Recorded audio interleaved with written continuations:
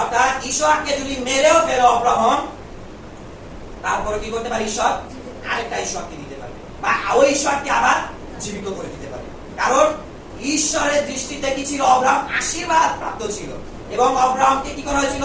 প্রতিজ্ঞা করা হয়েছিল, এবং যেটা মানুষের কাছে সম্ভব ছিল না, ওই 100 বছরের সন্তান হওয়া, সেটাকে দেখতে পেল অব্রাহাম, দেখতে পেরেছে।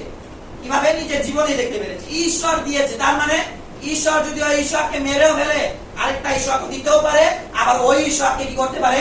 জীবিত করে ফেলে।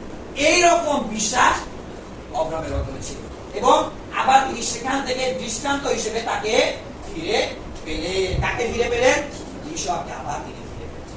কাকে? ইসহাককে। এই যে টোটাল ঘটনা, অব্রাহাম কি করলেন? অব্রাহাম ঈশ্বর পরীক্ষা করেছিল, কিন্তু অব্রাহাম কিভাবে পাস করলো? তিনি মুখের কথা দ্বারা তার বিশ্বাস প্রকাশ করেছে, এবং কি করলো? তিনি বাস্তবিকভাবে সেটা কাজের মধ্য দ্বারা তিনি সেই প্রকাশ তিনি করেছেন। আপনারা কাজের মধ্য দ্বারা প্রকাশ করেন আপনাদের বিশ্বাস? কি মনে হয়? ঈশ্বরের বাক্য বলতে যে পূজা করো না বা প্রণিপাত করো না মূর্তির কাছে, ভালোই শুনতেছি, শুক্রবার শুনি, রবিবার শুনি, সোমবার মঙ্গলবার বাদে প্রতিনিয়ত শুনেছি, কিন্তু তারপর আমি একই কাজ বারবার করে ফেলছি। তাহলে কি ঈশ্বরের দৃষ্টিতে আমি বাধ্য হচ্ছি? হ্যাঁ, বাধ্য হচ্ছি। ঈশ্বর বলে কি 10 টাকায় তুমি প্রতিমার কাছে নত হইও না, হলো হইও না, কিন্তু আমি বারবার একই ভুল করে যাচ্ছি।